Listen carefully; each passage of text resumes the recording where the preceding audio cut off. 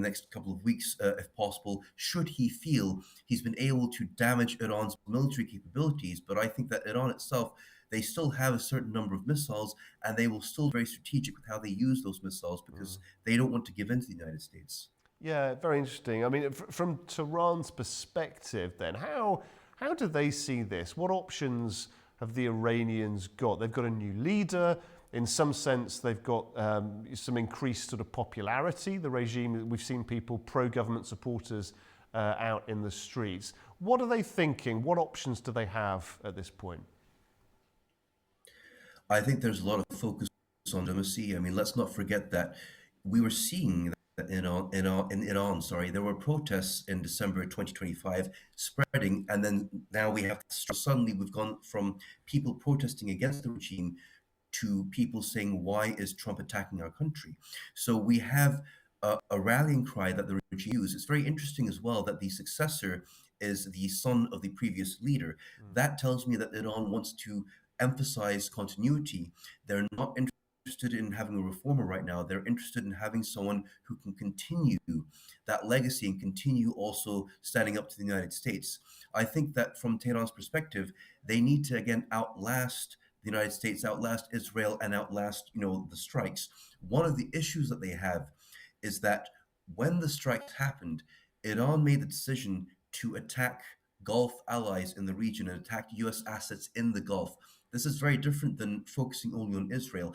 Had focused on attacking only Israel, perhaps the Gulf states would have seen things differently. But I think that because they focused on attacking the Gulf, there is the risk that the Gulf and the US with Israel.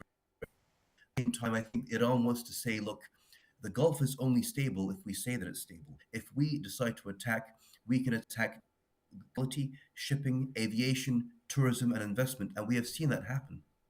Yeah, it's very interesting indeed. You're talking about the Gulf states there. I mean, in terms of the risk of even more regional sort of contagion, if you like, for this conflict. I mean, what happens here? Let's say the US stop bombing Iran, claim a gigantic victory. Tehran disagrees, but nevertheless, that's the position in Washington.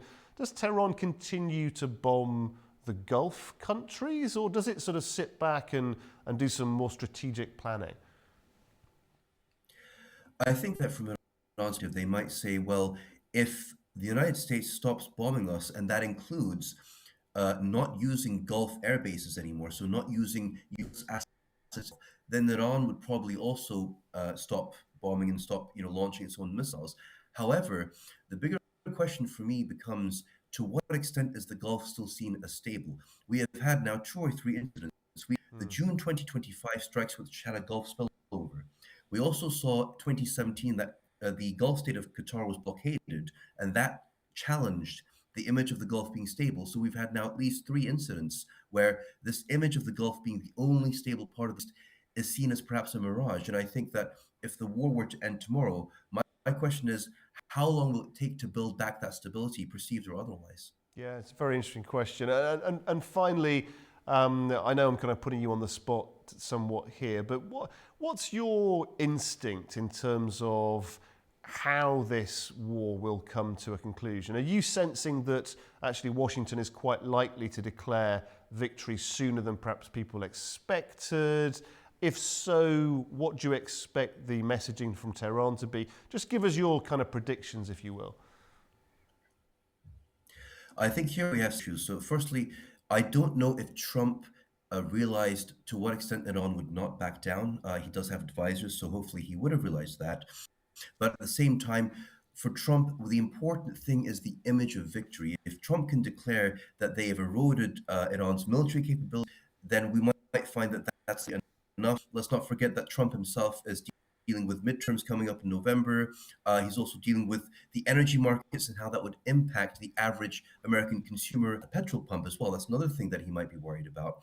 I think for Israel as well, let's not forget that the question becomes, do Trump and Netanyahu have the exact same objectives? I think that Israel is more concerned with containing Iran and is more willing to get aggressive, although they will do so with US approval. So at the end of the day, I think that Trump has the final say on whether the strikes will stop.